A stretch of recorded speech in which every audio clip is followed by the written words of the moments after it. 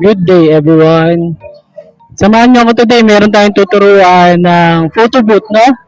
Meron tayong photo booth owner na pupuntahan. Tuturuan natin siya ng kung paano mag-set up, paano gumamit ng application, paano mag-run ng isang photo booth business, no? So ito, papakita ko lang mga gamit ko sa inyo. So ito, ready natin yung motor natin. So ito, dala tayong laptop. So open natin yung bag natin. So yan, dala tayong laptop, keyboard, syempre, mga USB, tapos dito sa likod, ito yung laman ng ano natin, no? Yung bag natin sa motor. So dinala natin yung yung camera natin.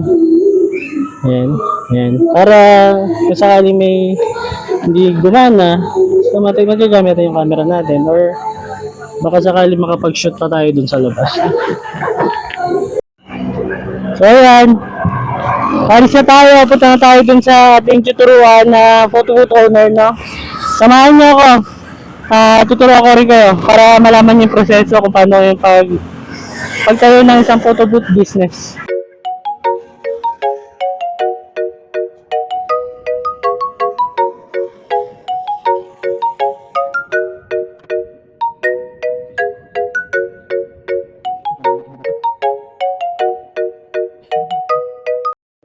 So ayan, nandito na tayo sa labas sa subdivision nila.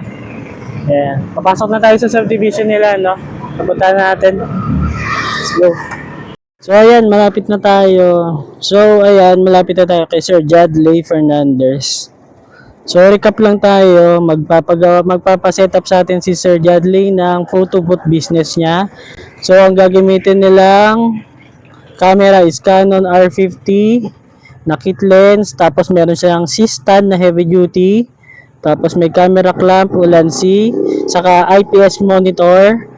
Then gagamit tayo ng monitor, arm bracket, Godox MS300V, and then tripod 55mm, lantern softbox, saka gagamit tayo ng trigger na X23 na wireless.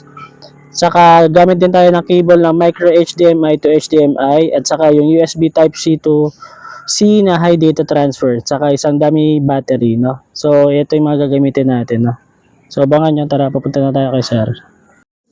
So ayan, dito na tayo sa location natin. Antayin lang natin si Sir kung nasan ba siya. Tinextion na si Sir, feeling ko isa sa mga bahay dito.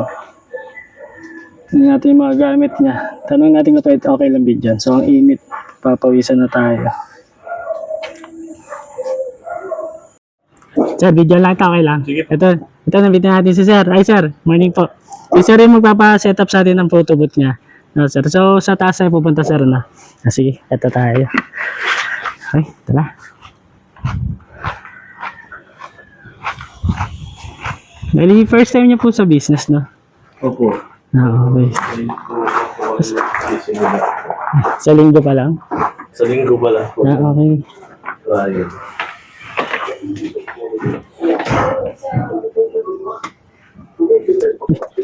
So, morning po. Morning. Sige, sir.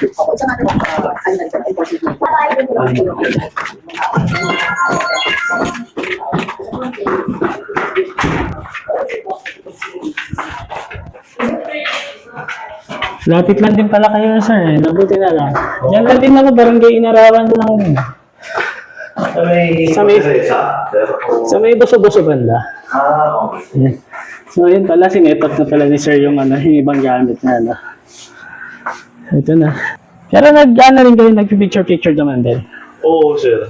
Okay. So, ano lang, Hobby lang din. Sige. So review mo natin yung mga gamit ni sir, no? So gamit ni sir, no? Canon EOS R50 na trigger na X2T.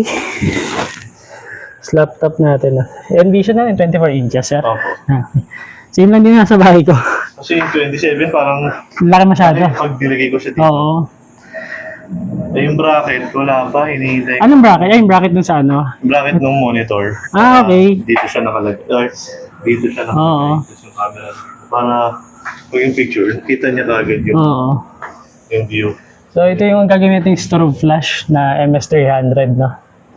Nandiyan na yung ano nyo, tripod. Sige. Tapos, ito na yung mga gamit ni sir. Yan. Ayan. So, lapag ko na lang itong camera. Ito na siguro. Bali, gawin na natin. Set up na naman natin yung ano mo. Lahat. Sige, sir. Tapos sabay later na yung ano. Sa software, sa naka-ready na. So, ito naman. Check ko na lang muna yun to. Dito sa part na to, sinimulan na namin ni Sir assemblein yung photo booth niya. Sinimulan namin dito sa may lantern softbox niya.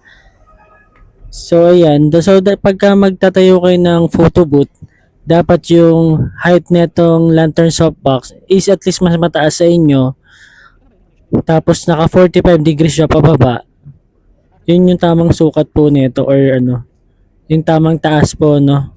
Wag po nyo, kasi pag nasa eye level siya, masyado siyang mababa na tipong matatakpan na yung inyong camera or yung inyong ano, yung ibang gamit, no. Yung monitor nyo, kasi normally yung camera nyo is nasa eye level lang po yan, no.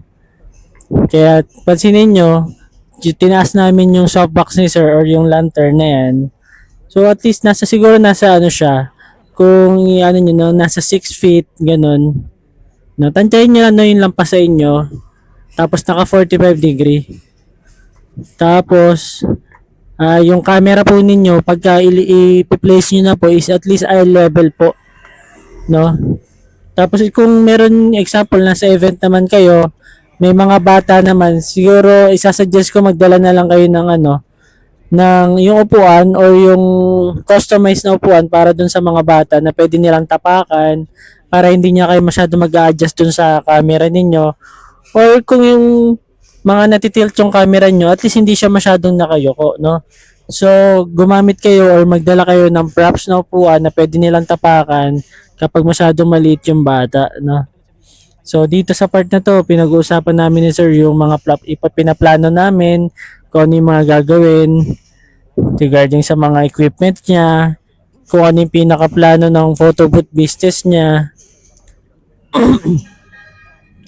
So pinaka plan pala namin dito ni sir is ang plano niya is yung self-shoot na photo booth. So ayaw ni sir yung classic na photo booth na yung nakikita natin na tinatouch or may pinipindot.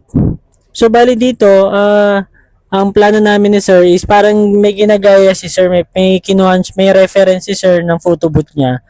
So self-shoot photo booth ito, no? So para siyang studio type pero nasa event, no? So kung familiar kayo sa Atomica, so sa Instagram, so pag sinearch yung Atomica, so yun yung ginagaya ni sir, no?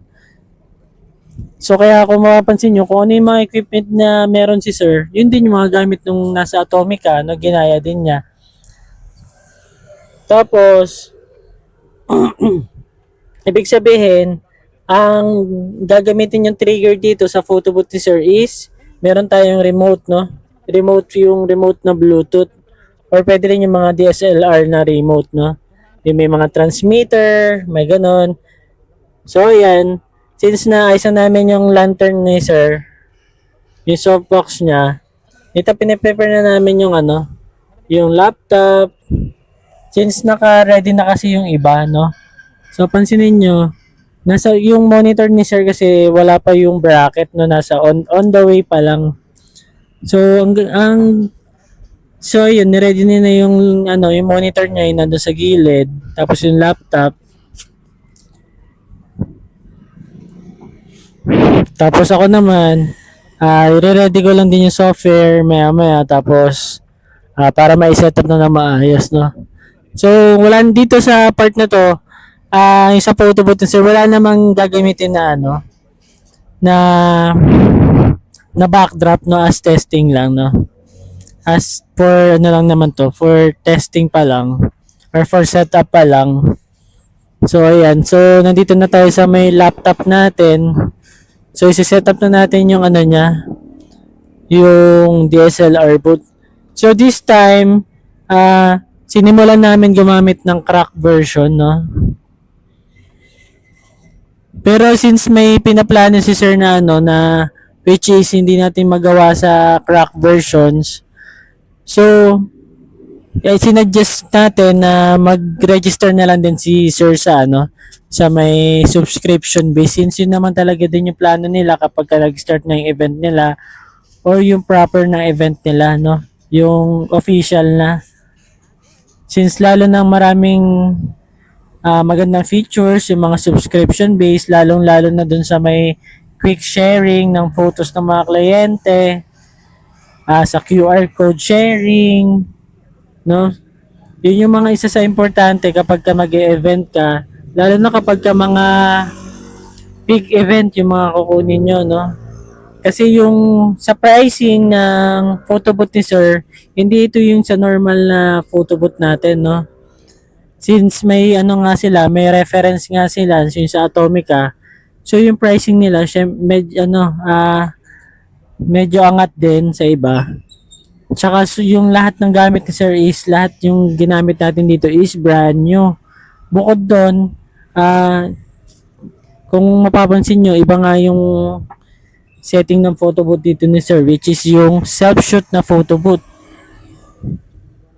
So yan, may inaayos lang tayo sa laptop natin dito, yung software pa rin. So bali, yan, ipapakita ko lang din mamaya kung paano natin ginagawa or inaayos yung mga software. So kung familiar po kayo, kung bago po kayo sa photo booth business, I suggest na i-visit nyo po yung YouTube channel natin which is yung PisoNet Boss TV. So dyan po, marami po kayong matututunan about sa photo booth, kung paano mag-start ng photo booth, paano nyo i-install yung mga software ng photo booth po ninyo, kung paano nyo po i-operate, kung paano nyo po gagawin yung layout ng kliyente nyo, no? So, ayan, so i-suggest ko, i-subscribe nyo po yung YouTube channel natin, PisoNet Boss TV, para marami po kayong matutunan about sa photo booth. So, dito sa part na to, ayan, pinapakita natin yung mga parts na meron si sir. So, yun yung X2T na trigger niya, tapos yung Canon R50 na camera, which is touchscreen po yan, maganda pong camera niya, sobrang bilis ng autofocus niya, no? Tapos ito yung monitor arm bracket ni sir, no? Sobrang ganda po niyan, sobrang napaka-sturdy, pati yung ulan na, niya, yung camera na, clamp, yung Ulanzi, sobrang ganda rin po nun. So ilalagay ko sa link yung mga ginamit namin dito para kung sakaling gusto nyo mag-set up ng ganito rin, ay mabilis nyo ma-access yung yung mga shop, no?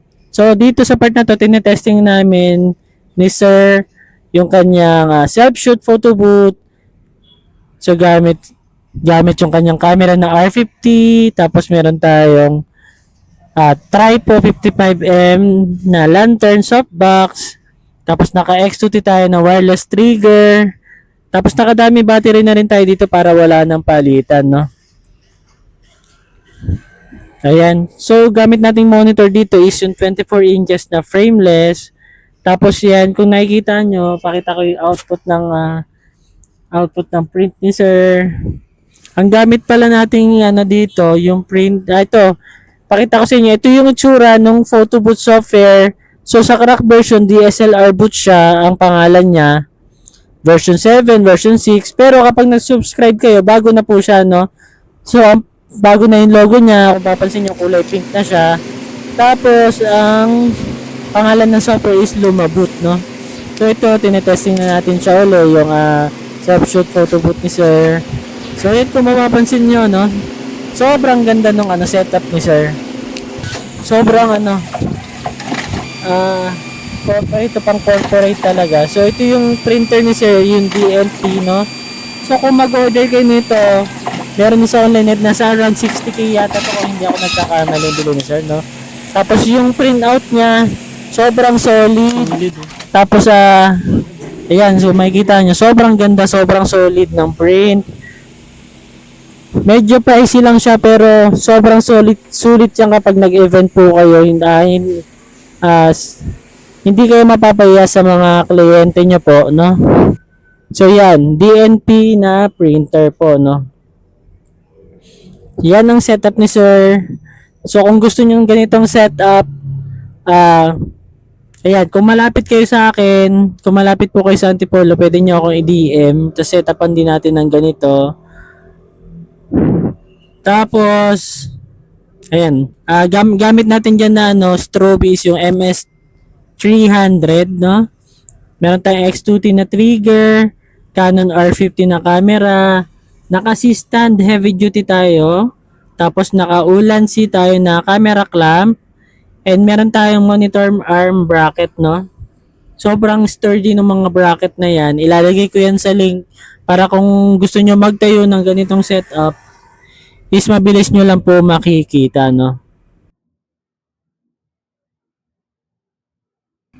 So bali, nire-ready namin kasi itong photo booth ni sir kasi magkakaroon siya ng event sa Sunday na aga. So Thursday ito nung ginawa namin. So ayan, nakadaming battery din si sir, tapos gumamit tayo dyan ng Type-C USB cable to laptop, no, or to laptop, no. Since yung yung port nung camera niya is naka Type-C, no. So for photo booth setup po is DM nyo lang ako or sa Facebook page natin, Boss TV Tutorial. Tapos ayan po yung gamit nating remote, JJC dun sa ating self-shoot photo booth. So sana marami kayong natutunan dito. Kung gusto niyo rin magpa-setup, i-DM niyo po ako sa Facebook. At ayun po, no. So thank you for watching.